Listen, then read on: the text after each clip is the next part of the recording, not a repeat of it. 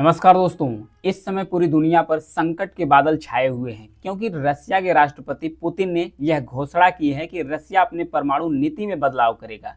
इस घोषणा में क्या किए हैं रसिया के राष्ट्रपति जो पुतिन है, इन्होंने कहा कि अगर कोई भी देश एक बड़ी मात्रा में ड्रोन या मिसाइल से हमारे देश पर अटैक करता है तो हम अपने देश की संप्रभुता और अखंडता की रक्षा करने के लिए जो परमाणु हथियार है उससे हमला करेंगे। क्योंकि अभी यूक्रेन योजना बना रहा है कि रसिया पर अटैक करेगा, बड़े लेवल पर मिसाइल से अटैक करेगा। उसके जवाब में रसिया परमाणु हथियार से उसका जवाब देगा। जब रसिया के राष्ट्रपति परमाणु हथियार से उसका जवाब देंगे तो जाहिर सी बात है जो यूक्रेन का एलाई कंट्री है वो भी इसका जवाब देंगे, तो दुनिया में चल जाएगा परमाणु युद्ध की शुरुआत यहीं से हो जाएगी। अगर परमाणु युद्ध हुआ तो फिर उसके बाद दुनिया में कोई भी ऐसा देश नहीं बचेगा कि फिर से कभी युद्ध हो, क्योंकि बहुत ज़्यादा क्षति और रेडिएशन इससे निकलने वाला है। तो आइए समझेंगे इस वीडियो में कि ऐसा रसिया के राष्ट्रपति के द्वारा क्यों कहा जाने लगा है। मॉस्को में, क्योंकि मॉस्को रसिया की राजधानी है, वहाँ पर रसिया के जो राष्ट्रपति हैं व्लादिमीर पुतिन, इन्होंने तत्काल एक इमरजेंसी बैठक बुलाई। इमरजेंसी बैठक बुलाने के बाद उन्होंने कहा कि सरकार परमाणु हथियार के इस्तेमाल से जुड़े जो नियम और जो शर्त हैं, इन नियम और शर्त दोनों में बदलाव करने जा रही है। इन्होंने क्यों कहा? क्योंकि इन्होंने कहा कि देश का जो परमाणु नियम है ये कई नई चीज़ जोड़ने जा रही है। इसमें रूस के खिलाफ मिसाइल या फिर ड्रोन से हमलों के खिलाफ परमाणु हथियार का इस्तेमाल भी अब शामिल कर लिया जाएगा।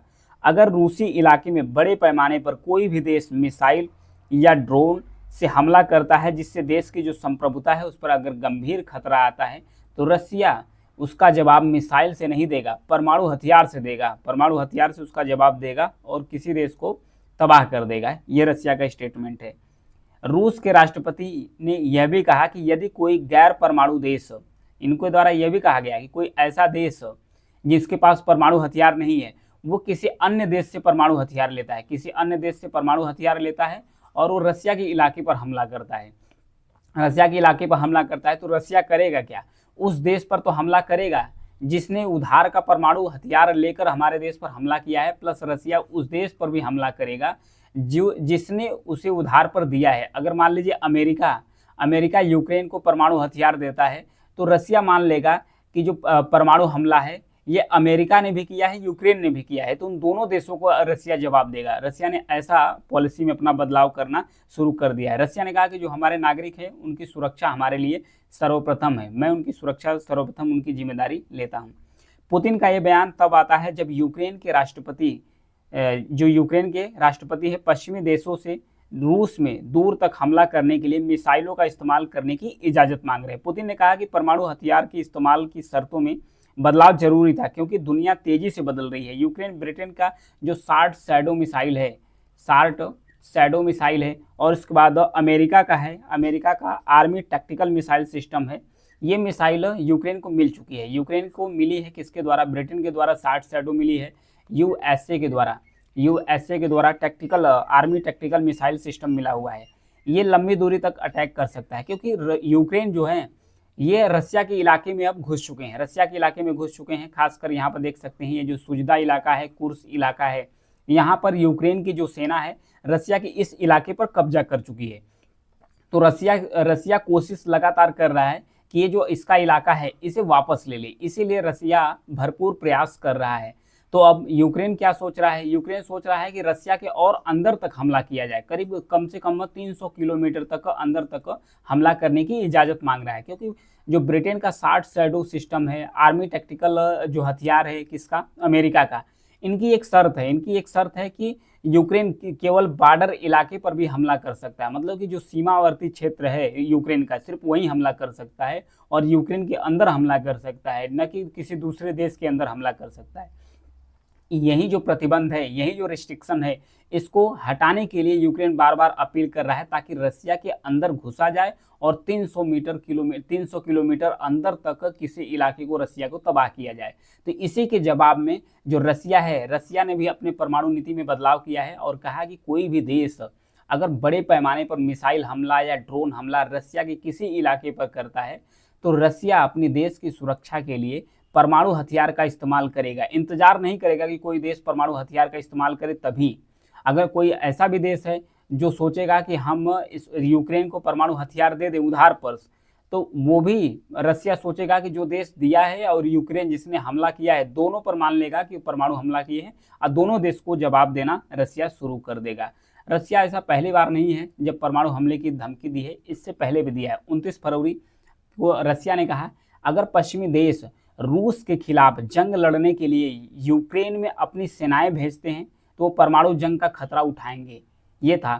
फिर 13 मार्च को इन्होंने धमकी दी कि रूस परमाणु जंग के लिए तैयार है, हमारे पास किसी भी देश की तुलना में सबसे ज़्यादा परमाणु हथियार है। इसके नीचे समझेंगे भी कि सबसे ज़्यादा परमाणु हथियार किसके पास है और किन देशों के पास कितने परमाणु हथियार है। फिर 29 फरवरी को धमकी आती है रसिया की, पश्चिमी देश हमारे इलाके पर हमला करने के लिए यूक्रेन को हथियार तो दे रहे हैं, हम भी उन देशों पर हमला करने के लिए दूसरे देशों को घातक हथियार दे सकते हैं। उन्होंने कहा कि अगर कोई भी देश जो यूक्रेन को हथियार दे रहे हैं हमारे देश पर हमला करने के लिए, तो रसिया ने कहा कि हम भी घातक हथियार, मतलब इनके कहने का मतलब हम परमाणु हथियार उस देश को दे सकते हैं जो मतलब अमेरिका और पश्चिमी देशों पर हमला कर सकते हैं। ये टिट फॉर टैट की धमकी दे रहे हैं रसिया के जो राष्ट्रपति हैं। इस समय जो व्लादिमीर जेलेंस्की हैं, यानी कि जो यूक्रेन के राष्ट्रपति हैं, ये अमेरिका दौरे पर गए हुए हैं। अमेरिका दौरे पर गए हुए हैं अपनी विक्ट्री के लिए, अपनी विक्ट्री प्लान करने के लिए, अपनी जीत सुनिश्चित करने के लिए अमेरिका गए हैं। और अमेरिका जाने के बाद अमेरिका से रिक्वेस्ट कर रहे हैं कि आप हमें लंबी दूरी की मिसाइल भी दीजिए और लंबी दूरी की मिसाइल देने के बाद हमें अनुमति भी दीजिए कि रसिया के हम अंदर तक जाकर हमला कर सकें। ये अनुमति मांगने के लिए मीटिंग पर गए हुए हैं, कहाँ पर, अमेरिका गए हुए हैं। इसके पहले पुतिन ने पश्चिमी देशों को परमाणु युद्ध की पहले भी धमकी दी है। रूस के जो राष्ट्रपति हैं 12 सितंबर को कहा था कि अगर पश्चिमी देश यूक्रेन को क्रूज मिसाइल के इस्तेमाल की भी अनुमति देता है तो इसका मतलब यह भी समझा जाएगा कि जो नाटो है वो रूस के खिलाफ जंग पर उतर आया है। नाटो है क्या? ये है कि नॉर्थ अटलांटिक ट्रीटी ऑर्गेनाइजेशन, यह एक सैन्य संगठन है, पश्चिमी देशों का एक सैन्य संगठन है। ये इसका जितने भी सदस्य देश होते हैं, नाटो का जितना भी सदस्य देश होते हैं, अगर इसके एक सदस्य देश पर हमला कर दिया जाता है तो माना जाता है कि पूरे नाटो कंट्री पर हमला कर दिया जाता है। तो पूरे नाटो कंट्री, जितने भी नाटो के देश हैं, वो मिलकर उस देश पर हमला करते हैं। यह एक सैन्य अलायंस है। यही एक रीजन बना है यूक्रेन पर हमला करने का, क्योंकि यूक्रेन ने ऐलान किया था कि हम नाटो का सदस्य बनेंगे। इसीलिए रसिया सोचा कि अगर नाटो के करीब जाता है तो नाटो देश रसिया के बॉर्डर पर आ जाएंगे, जिससे रसिया की सिक्योरिटी कंप्रोमाइज होगी। इसीलिए यूक्रेन पर हमला कर दिया था। तो आइए अब उस तरफ चलते हैं कि किस देश के पास कितना परमाणु हथियार है। तो यहाँ पर देखेंगे रसिया के पास अभी भी हर देश से सबसे ज़्यादा परमाणु हथियार है। रूस के पास अगर काउंटिंग किया जाए तो 4489 परमाणु हथियार है रसिया के पास। पूरी दुनिया में सबसे ज़्यादा हथियार रसिया के पास है। अगर दूसरे नंबर पर बात करें तो अमेरिका है, यूएसए 3708। फिर तीसरे नंबर पर आता है चाइना, जिसके पास 410 परमाणु हथियार है। वहीं चौथे स्थान पर आता है फ्रांस, जिसके पास 290 है। फिर उसके बाद 5वें स्थान पर ब्रिटेन है, 225 है। फिर पाकिस्तान का नंबर आ जाता है 6वें स्थान पर। पाकिस्तान भारत से ज़्यादा परमाणु हथियार रखा है, 170। फिर भारत के पास 164 है। फिर इजराइल के पास 90 है। नॉर्थ कोरिया भी परमाणु हथियार बना लिया है, इसके पास 30 है। ये सिपरी का डाटा है जो परमाणु हथियार, दुनिया भर के जितने परमाणु हथियार होते हैं उसका डाटा पब्लिश करता है। तो ये था फैक्ट। अगर उसके बाद अगर सिर्फ दो देशों की बात किया जाए, एक बात किया जाए रसिया की और एक बात किया जाए यूएसए यानी कि अमेरिका की बात किया जाए, तो सिर्फ दो देश के पास 90% यानी कि 90% जो परमाणु हथियार है सिर्फ दो देशों के पास है। पूरी दुनिया को तबाह करने के लिए सिर्फ दो देश ही काफ़ी है, ये पर्याप्त हैं, रिस्पॉन्सिबल हैं।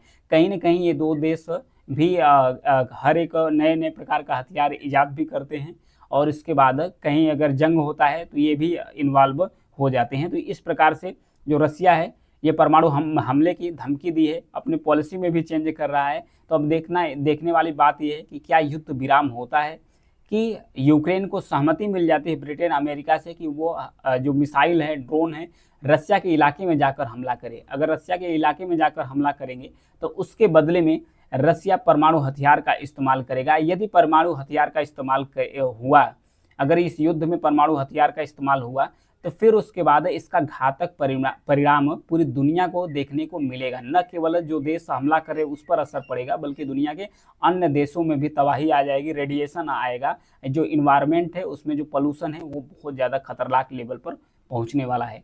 ये था न्यूज एनालिसिस। Thank you.